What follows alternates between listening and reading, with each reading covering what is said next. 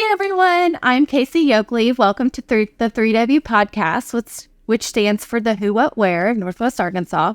I have one of my dear friends and longtime friends with me, Linda Phillips. Thank you for being here today. Thank you for having me.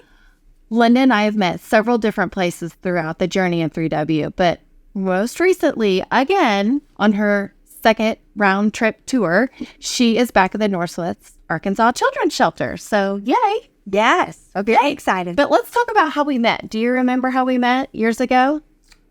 It's been a long time. So 3W is 16 years old. So we would have met we started it in 2008. Okay. I think. So do you remember? I can remember meeting you. I met you before 3W. Actually, I was at another magazine.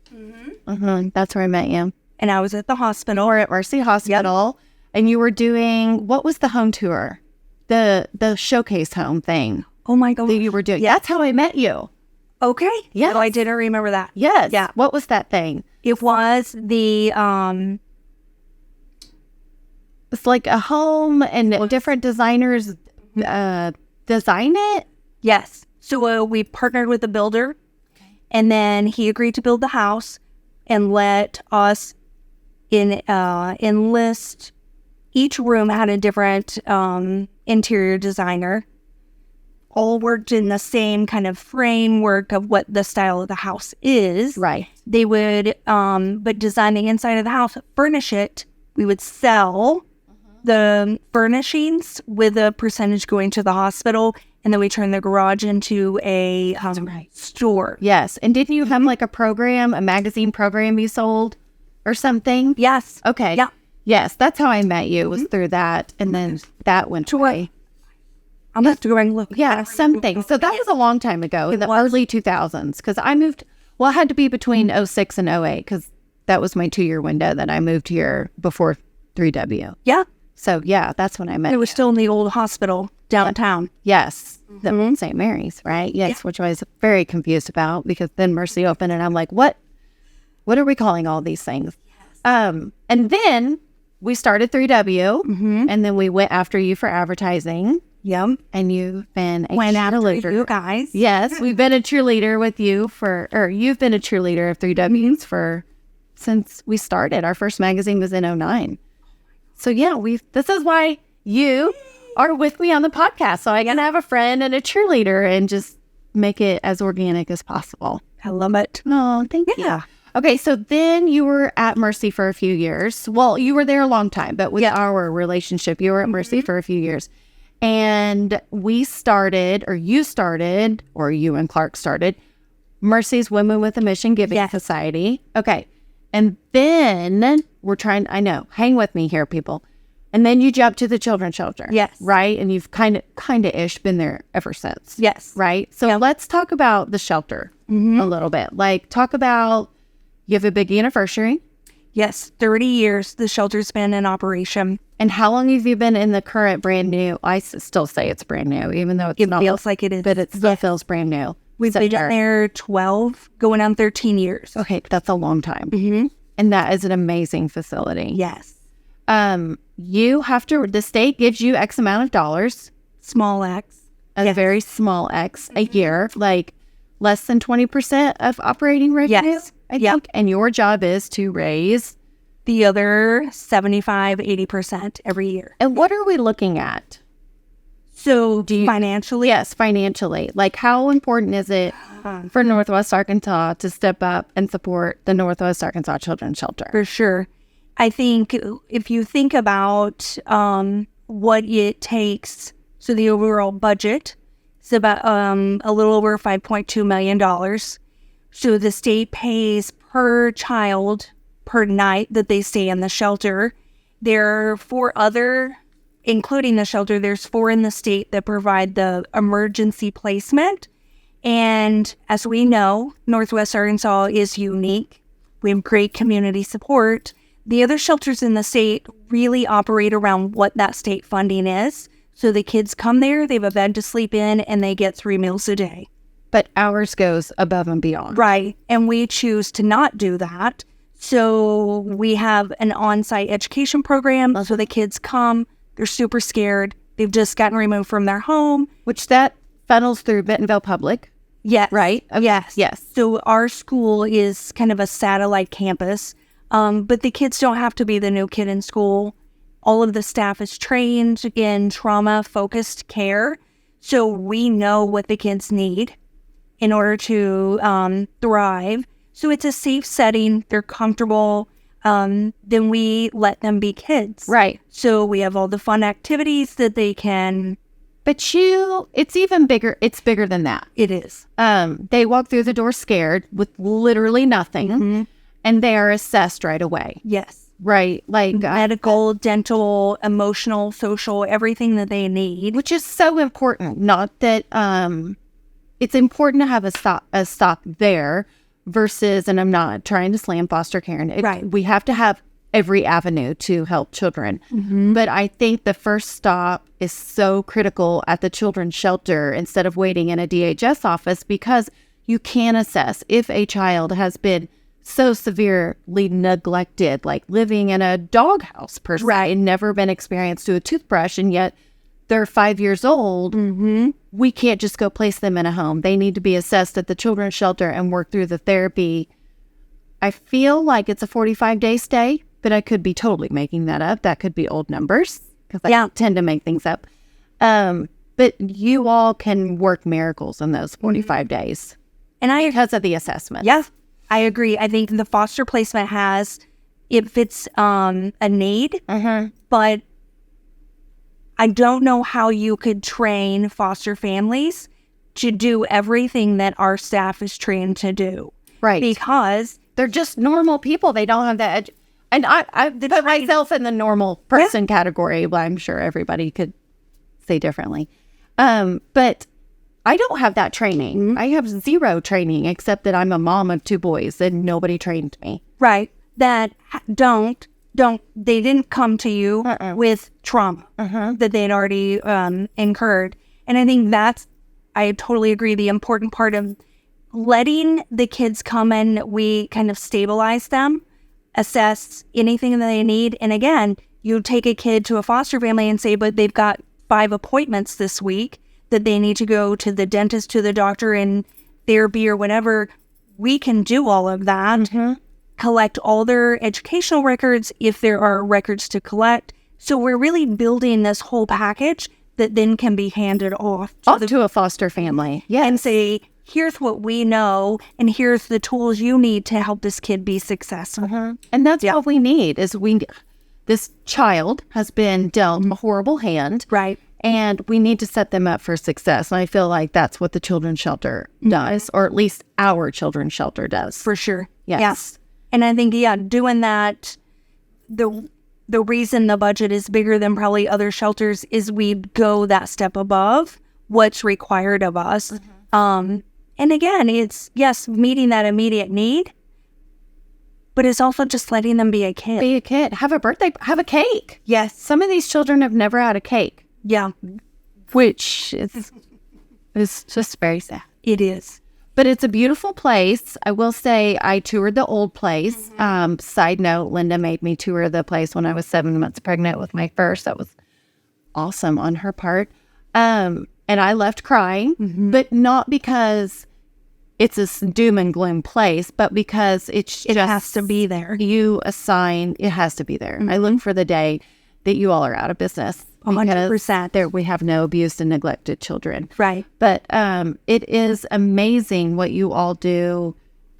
And I've talked about this before, like everyone has to know their space, right? I'm not a boots on the ground person, so I'm not going to be in there doing that, but I can like dot, connect, and hug for you. And so that brings us to the shelter's 30th anniversary, and you all have lots of exciting things planned this year, I feel like. Yes, very excited. Which coming up around the corner is the Kentucky Derby event taking place the first Saturday of May. May 4th. And not May the 4th be with you. But it could be. I hope somebody shows up in a Star Wars themed hat. That would be absolutely fantastic. So tell me about the event. So last year it was at the last year it was at the Ledger. I think this year it's at the Record. Yes. Okay. Trying to move it around to a different space and give it a different feel. but it is completely themed around the Kentucky Derby. So hats and bourbon and tulips and All the ponies. Yes. Okay. So you can take a chance to bet on the horse that you think is going to win. Like a live Derby horse. Ish? No. Or like you have some So we'll stick watch ponies? Yes. Okay. Yeah. We'll watch the race. Okay. But pre-race, you'll be able to choose which horse you think will be the one that wins overall. Okay. We are doing the hat and a bow tie contest. Oh, that's fun. Lots of fun there. Is there a crafting station, or do I just show up with like an out of this world hat? You have to come prepared. Okay. So Gotcha. do all of your hat Ahead of time. enhancements ahead of time. Okay. Yes.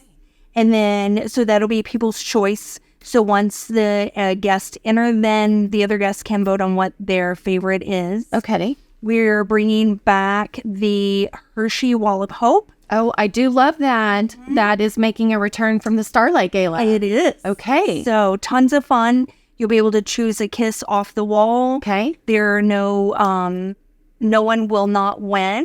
So you will walk away with a bag full of Hershey Kisses, or you'll walk away with a prize. So at the very least, I'm walking away with candy. Yeah. Chocolate. Chocolate. Well, that's not losing at all, is it? And this year we are doing a VIP prior to the Derby. Okay, good. I was not sure if we were going to get to touch on that. Good. You're letting the cat out of the bag. Select invitees are going to come and do a bourbon tasting prior to. And these invitees, are they sponsors They are. at a certain level? They are. They're very. See, maybe we have room for some bigger and more amazing sponsors just to get into this. Yes. Yeah. So we're super excited. A way to really give back and give something special to our longtime partners of the shelter. Jason Fremstad, Diana Marshall, Alon with Sam's Club, Tyler Lair, and then Sylvia Wass, will all be in a She's your honorary chair, I think, right? I mean, she's one of my most favorite humans. Yes, we're so excited, and they've all been so gracious. They are year-long advocates for the shelter, helping make connections. So they are going to be at the VIP, sipping some. Okay, well, that sounds super fun. Yeah. Okay, so are we taking up both sides of the record or just one side? Both sides. Okay. All the games, local restaurants will be providing the food, all Derby inspired and themed. And then we have... What's Derby food? I've never been. Have you been? They have a set menu every year. Oh, no kidding. So we asked the local restaurants to put their spin on the official menu. So yeah, that'll be interesting. Wow. And then Woodford Reserve is the preferred bourbon of the Derby, and they will be present. Okay, so when you say Woodford Reserve, I'm sorry, that is just tongue twisting to me. Yes. Woodford Reserve is the premier preferred bourbon of the Derby. Preferred. Do you mean like the legit Kentucky Derby? Yes. Oh, okay. So there is a commemorative bottle that they put out that you can purchase.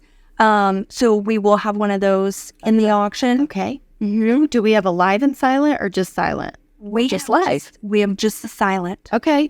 So how many items are we? There'll be about 100 that you'll be able to bid on. That's a big assortment. What's some of our amazing things that we need to keep an eye out for? Okay. The bottle. Yes, the bottle. I will say there is a particular bourbon that is being tasted during the VIP.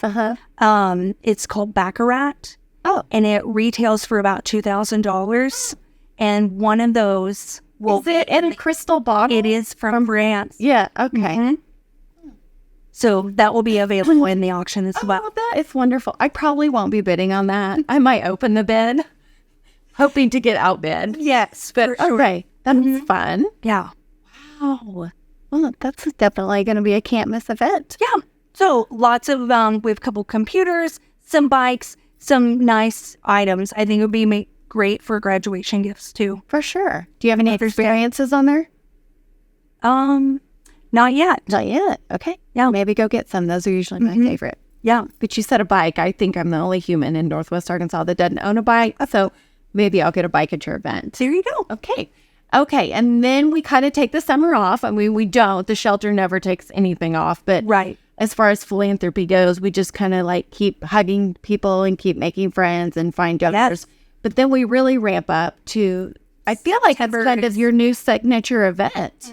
It's just the second year, so we can't call it annual yet, not till the third year. But tell me about this event if I hadn't read the one pager in 3W. Yes, because that would give you a sneak peek into it. And it has who our vintner is this year. But we did so it's the non-annual annual wine dinner. Our goal is that this will be a recurring event every year. What are we calling it? It is called the Vintner Dinner. Vintner Dinner. Okay. So last year we were able to bring in John Anthony's wine, and it's John Trichard is the vintner that owns John Anthony. Came in, we were super pleased with the outcome. We did it in the Great Hall at Crystal Bridges, 120 people. Who did the food? Crystal Bridges. Crystal Bridges did the chef. It was fantastic. So the whole evening was fantastic. The vendor ships in the wine that he's going to serve and allows the chef to create the menu around that wine. That's right. So that, and again, it was just very generous to have the vintner provided all of the wine to us as a donation to do that for free. Andy flew in. And so also explained the whole event to us, or the whole process of kind of how his family got into the wine business. So yes, we're so excited. We are having Pomez is the vintner this year, September 7th. And we're lucky that everybody had such a great time, and the demand for tickets for the event has went up. So we moved it to 11. Which is such a great problem to have. It is. It's great. So now we can seat 200 people in there. Okay. So are we still doing food by 11? It is. The Crystal Bridges chef, is going to do that. Okay. The wine's been shipped, so he's been tasting the wine. Is he going to come in? Prepare, yes. As well. It is to give us a tutorial and all that. They're full family members. It had a family-owned vineyard. So a couple of the family members are going to come in and be there that evening to walk the guests through the wines and how it pairs. So any of these wines, can we get them locally? I know we had a hard time getting the Trichard wines local last year, even though they're amazing. But he had a few lower end wines that were at Walmart. Walmart and Sam's Club. I don't currently know if there's a distributor in Arkansas with the wines. Okay. So that you'll have to read in the 3W magazine next year. Read in that to try and find out where I can get nice wines. See if they're sourced. Okay. But I do know they do have a club membership. Okay. So if you're interested in it, you can go to the Pomez wine or website and order. So yes, we have we're going to have some really nice auction items at the wine dinner. Oh, we're already working on auction items? Yeah, wine dinner. They are hard to find. Some collector adult beverages. Just a side note. Now, I will tell you all, this event is already sold out. However, there's a waiting list. There is a waiting list. And the waiting list is filling up as well. Yes. Correct? But let me tell you, call and get on that waiting list, because just watching the live auction go down last year, you have these grown older gentlemen dying laughing, bidding, throwing each other under the bus for these massive Magnum bottles of alcohol. And it was quite a sight to see. Yes. Yeah, I loved it. So I would say for the 30th anniversary of the shelter that you all are knocking it out of the park, because Derby is sold out. But I think we could make room if somebody wanted to come in and be like a giant multi-$1,000 sponsor, so they could get into the VIP. We can always create another level. Exactly. And then the wine dinner is sold out. So that's amazing. Yes. And then do we have anything else? Are we still doing our smaller, more casual events, the kickball? Okay. We'll be in September. And then we always have the Sophia Scott lemonade stand at the Walmart. Hold on, let's not butcher it. Okay. I'm gonna butcher it. The Walmart Northwest Arkansas Championship presented by P&G. Yes. That's quite a title. Hashtag NWA Championship. And they just sent out a press release today that they now have some fancy GEO certified for sustainability, which is a big deal for their tournament. And the purse just went up to $3 million. So a $700,000 increase. Wow. To the winner. So yay, winner. But yes, the Sophia Scott Expanding Horizons program lemonade stand at the golf tournament. So tell us about Sophia's program. Yes. Because it's been around for quite a few years now, because she's like a freshman or sophomore in college now. I think she's a junior. Junior? Yes. Okay. But yes, started with her first communion. Which is in second grade, everybody. So she really wanted to do something positive and to really give something back instead of just most people for their kids for their communion get gifts. And she said, I really want to do something that will be meaningful for other people. And I had known Eric and Elda for years, and when I worked with them when I was at the hospital, and they had been out to tour the shelter. So they said, let's look at some agencies that serve kids. And Sophia decided this is when she heard some kids come to the shelter and have never experienced a birthday. They've never went to the movies. They never did the fun things of being a kid. She said, that's what I want to do. I want to make sure they have those. And so she has been partnering with the shelter ever since. And that's what her program does for the shelter. It doesn't do the bottom dollar. It makes the kid it's the extra. The fun. Yeah. Okay. So yes, that's what and so we do the lemonade stand every year. All of that money goes to fund that program. She gets some nice assistance from her family. So they have they do put in the sweat equity. They do, and they also match whatever she raises to ensure that every kid gets that experience. Okay. So yeah, and it is amazing lemonade. It is the best on the course. And the cups, right? You get a cup. It's like what, $10 a cup, I think. And then come back for refills, and it all goes to ensure that the kids have that fun kid experience. So see, there's different ways, right, to support the shelter. It doesn't always just have to be like a donation through a letter or attending an event. You can craft your own. I know when my oldest was young, I don't know how old he was, like kindergarten, first grade, I still try not to let them receive gifts at birthdays. Right. He'll be 14 next week, so that doesn't really count. But when they were younger, I'm like, my kids don't need anything, right? So we just sourced gifts for the shelter, and him and his friend, who had the same birthday, they did a big donation out there. And I know that's common.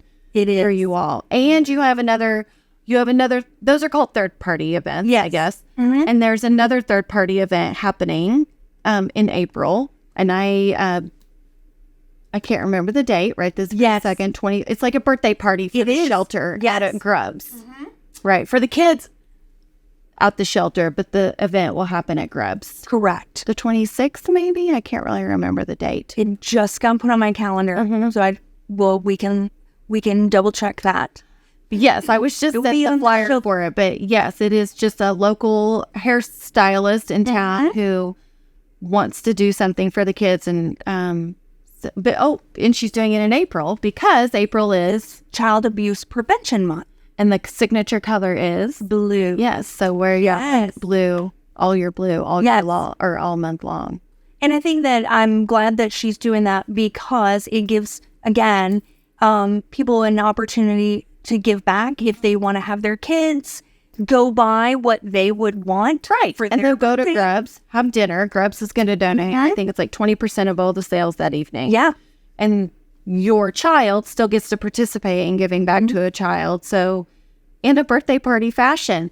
And I remember this hairstylist, her name's Rachel Bray. She's great. We were talking about it, and she was bummed because she couldn't do it at Christmas. And I was like, everyone is stretched so thin at Christmas. Like, I don't have the capacity to drop by one more event.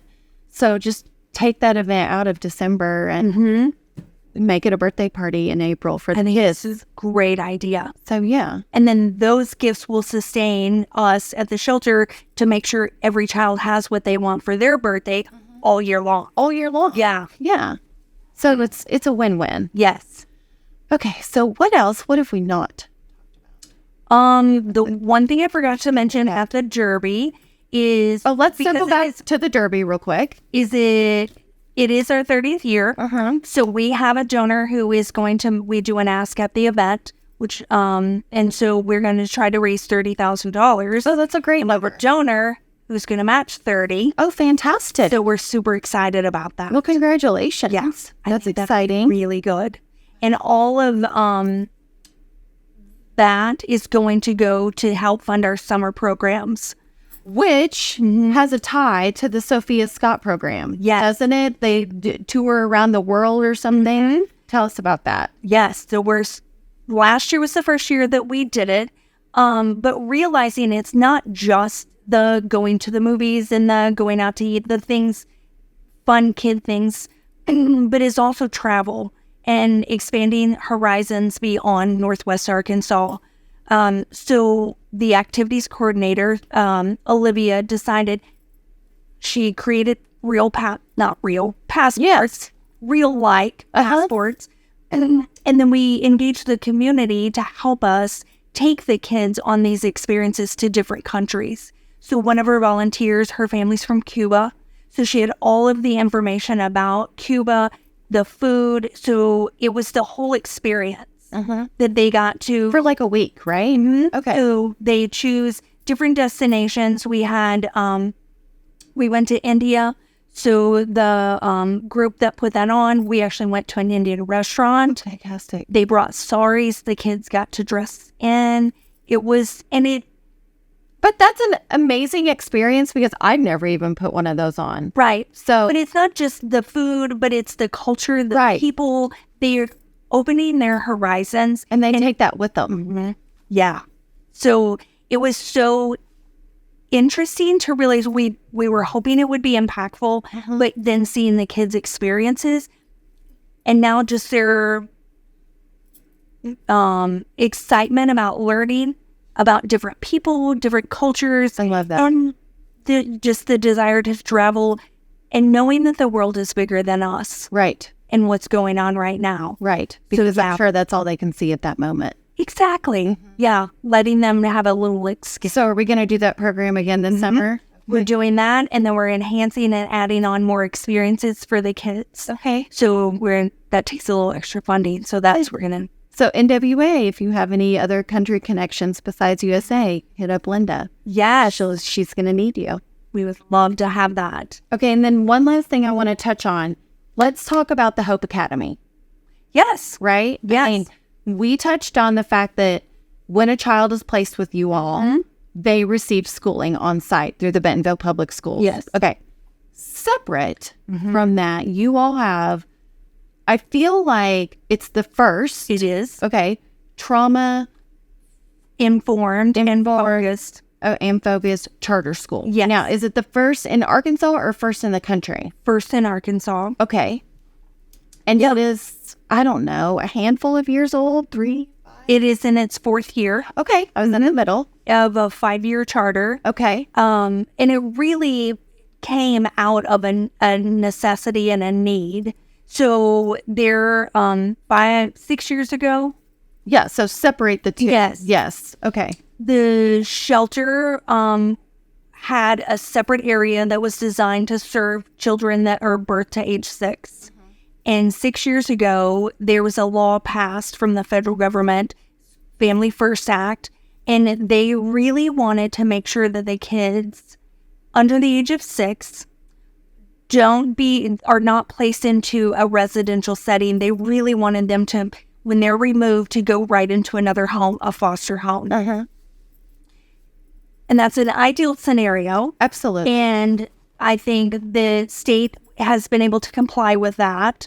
So we had space in the shelter that we needed to find another way that we could have a positive impact on the community. And said, we've been doing education with that trauma focus for years, 25 years. So it's a shame that the kids that need that aren't getting it just because they don't come to the shelter. Right, like i.e. a foster child could be receiving Hope Academy, but they weren't at the time because they weren't being placed in the residential portion of it. Right. Okay. Yeah. So they said, let's take our expertise and let's figure out how to make this happen. They went and got the charter for 5 years, and it's kindergarten through 4th grade. And it's specialized training. So if a child has had incurred any kind of trauma from birth to whenever, it comes out in different forms and fashions. And a lot of times with kids, it comes out in not the most appropriate school behavior. And it was keeping them from attending, no, not attending, but staying in the classroom because it was a disruptive behavior. Absolutely. Teachers trying to manage the 30 other kids in her classroom. So there was no consistent education going on in that child's life. And if it went beyond just removed from the classroom, they got expelled. The parents had to leave their work. Disruptive all the way around. All the way around. So we said, let's see if we can figure out a way to meet the child's emotional needs, their social needs, help them self-regulate when that behavior starts to come out. Let's help them control that. And then they get to remain in the classroom. Right. So they're not missing all of that education. And the idea behind it, the kindergarten through 4th grade, is let's get them in and figure out how much time each child needs to get self-regulated. Right. That's where they learn coping skills. And then they, at 5th grade, you're ready at that point to transition back into public school. Okay. So it's been very exciting to watch and very successful. We've had schools from all over the country reach out to say, oh my gosh, what are you guys doing? We want to know more about it. So we're really excited to see at the end of the 5th year what this is going to transform into. And you have to apply. Yes, it is like any other full, right? And you have a waiting list constantly. Lots of referrals. So if a family moves into the area, they don't know the Hope Academy exists. They go into the one of the local school systems. We get so many referrals from the public schools saying, this is the setting that your child needs in order for them to be successful. So, okay, we're coming up on the 5-year. Yes, in August. So what does that look like? Do you have to reapply? We will. And part of, so we got funding from the Walton Family Foundation. Okay. Because this is such a unique opportunity. We went into it with a 5-year charter with a mindset, knowing that it's unique and individual, but what could it turn into? Right. So we are revisiting at the Sames? Yes. Ish. And we are now, part of that grant is to employ a third party to come in and do an assessment of the program. Okay. A white paper to say, these parts we know that could be replicated into a public school setting. Okay. Financially, staffing, all the things that would go into that. Here are the components of the program that you've established. We could package this and push it out nationwide to the other schools to teach the teachers and the administration of other public schools. Here are the pieces that you can pull into your own program. So that's what's going on right now, is gathering all that information. Is it so we can shut the Hope Academy doors and push it out, or just we're still open in here, but we're also a resource? That is what we want, somebody to come in and assess the program and tell us what that looks like. Okay. Is it, let's keep it going, but you need a bigger space because you need to have, because right now it's 10 kids in a classroom. So it's not enough. Right. I mean, that's great because it's more one-on-one. Does that need to be more centrally located? We have families driving from Farmington. Oh, that's far. Right. Because we don't have transportation. So I think that's what the consultant is coming in to say, here's the key successes coming out of the program, and here's what it would look like in 4 different models. Okay. So really, we don't know. Yeah.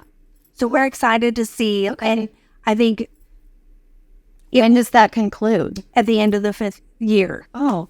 So yeah. Oh, so year 6 is literally just like hinging But it's until we hear what the report says? I think we'll know pieces of it as they, discover this is hard facts. And I think here's something that you could really take away. So yeah, it's going to be just a learning.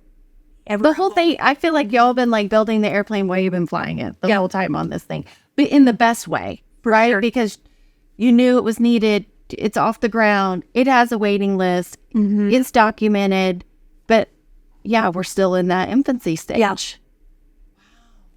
So great. Yeah. And they've already had great successes of the kids coming in the program, transitioning out. Yeah. How about those 4th graders that transitioned to? And we've had kids that come in, transition after 3rd grade. Okay. It's just every child is unique and individual, and it's how the other unique part of the program is that we have a staff that is solely focused on the family. So what we're teaching the kids in the classroom and how to self-regulate, because nobody teaches you that as a parent. Okay. So you have that, and then you have that for the parents. Yes. So they can reinforce that same information at home, and it also helps the And this staff is completely separate from the shelter. completely separate. Administration-wise, all the way down to the very bottom. We just share infrastructure, facilities. And it's just like a school year, Yes. August through May. Yep. Okay. Yeah. That's fantastic. I know that I was perplexed when you all were launching it. And then even for a while, because I was like, I'm so confused. There's an on-site school, and I know I'm not the only confused human out there. And I don't have children with trauma. Right. And so I don't understand. But the more it is explained to me, the more I wrap my head around it.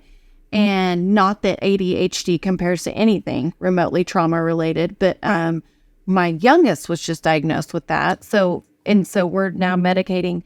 But I can see how those teachers, the Hope Academy, it's a whole foreign concept. Yes. Yeah. It's just that and so much more. So if you've got somebody who knows what to do with that child and then knows what to do with the mom and dad, because I'm over here like, I don't know what I'm doing. It's just so much consistency across the board. So. And just support all the way around to help the child to be successful. Yes, because they are our future. Exactly. Right. So I had someone in here before you when we were talking about the CAC, the Children's Advocacy Center, and I know you all work with them, right? And receive children through stuff like that, and probably have children in the Hope Academy who've been through that, and they're still in a foster home or in the family through the Family First Act. So, and it's a big 360 approach. It is. And it is, I think, always been, anytime that I've been involved with the shelter, it's not diabetes, it's not heart disease, it's not, child abuse isn't something that you talk about at a dinner party or, oh my gosh, my dad just got diagnosed with heart disease or whatever. So many people still don't know that the shelter exists, and they still don't know it's in Northwest Arkansas. Benton and Washington County are the highest ranking in the state, always consistent at the top of child abuse and neglect. And so I think it is a continual education that, because our streets are paved with gold, so we can drive around on our fancy paved streets, even though they're all under construction right now. We can drive around on the neglect, so we don't see it. Right. And if that's not in your circle or in anything that you engage with on a regular basis, it's easy to just ignore, but not be informed. Right. I don't think it's an intentional. Right. But it is just, and I will say every time somebody comes out to see the shelter, because it is blown away. A positive place. It is. It is so positive. Really change these kids' lives that they're 100% like, how can I help? How can I help? Yeah. Because no child should have to walk through those doors. The doors on the right, not the doors on the left. But no child should have to walk through those doors. Right. And that's the hardest part, I think, as a parent. Well, really as a human, but I come from the parent perspective because I can put my kids' faces on those kids. Right. Even though I've only seen them from a distance. Right. I don't want any misconceptions of like the public is not around the children. Correct. But when you tour the rooms and they're removed and you still see their things, I'm like, that could be my son's shoes, or whatever. Exactly. So it puts a very heartstring, it's personal something on it. And I'm like, oh my gosh, these humans are our future. How you can't do these things to them. Right. And so we have to have the shelter. It's unfortunate it has to exist, but it's and I know it's far out, but it's on a great piece of land. For sure. Backs up to a farm, and the farm people are on your board, and they're amazing. Yeah. And so it is a positive experience, and you have a full-size gym, and we are so fortunate in our gold paved road area that we have so many vendors and community people that show up to rally and volunteer and support you all in the most unique ways possible. Yes. But you still need help because you've got to raise 80% of your operating budget every year. Yeah. So it's all good things. Yes. It takes a village. It does take a village. And we're going to finish with this village part of it. You are exiting stage right. I am. Real soon. Yes. And I know the shelter is crying out there. I'm very sad, but you're not really going to leave me. So it's fine. No. Tell us what you all are looking for, how to replace you. Yes. Which is impossible, but let everyone know how they can try. I do feel I'm super fortunate, and I would say it's the best job or place of employment that I've been fortunate to be a part of for about 10 and a half years. But on the flip side, it is fortunate I'm gifted with the opportunity to retire. Just right. But I think anybody who is passionate about making a difference, it's exactly what we said. Just you're really changing these kids' lives. You're giving them the opportunity that we had someone growing up that made that difference in our lives. So if that's your passion, and you really want to come to work every day and know that you're making a difference, and if fundraising's your jam, yes. But it's more than fundraising. It's relationship. You're really cultivating relationships that turn into dollars. For sure. Right? You're not just sourcing $1 million. You're sourcing relationships because relationships pay it forward daily. Yes. And that's what I've always thought of how development works. I don't ask you to give. Right. I just share what we do at the shelter. And if that compels you to get involved in whatever that looks like, people have resources, people have time. So I think it's just a matter of sharing the amazing programs that are taking place at the shelter and making sure everybody in Northwest Arkansas knows about it. And if that connects with them, they're going to get involved. Yes. But yeah, there's a great staff, great team out at the shelter, great leadership. And I think if you are looking to make a shift, then call the shelter. Yes. It's going to be great. And you'll get to work with me, obviously, which is even more fun, right? Exactly. That's the best part. That's the best part. Yes. I'm going to steal from your former employer, Mercy. Yes. Because everyone has time, talent, and treasure. Exactly. To give. So why not give it to the kids? Yeah. Shelter. Or if you just want to volunteer. Yeah. Yeah. Oh, you always need volunteers. Yep. And I'm sticking around. I'm going to stay. I know. You're not going to leave them high and dry. You're definitely here through the end of the wine dinner. And then, and I'll be volunteering after that. And training somebody to fill your shoes. Yes. Okay. Linda, I love you. Thank you. Thank you for joining me. Thank you for making this so much less painful than it needed to be. And I appreciate it. Yes. Okay, and all of you out there, thank you for sticking with us. I still don't have a closing, still don't know what I'm doing, but I appreciate you for hanging around this long and watching it and just joining the 3W podcast, home of the who, what, where, and we're always inspiring a culture of giving. So thank you.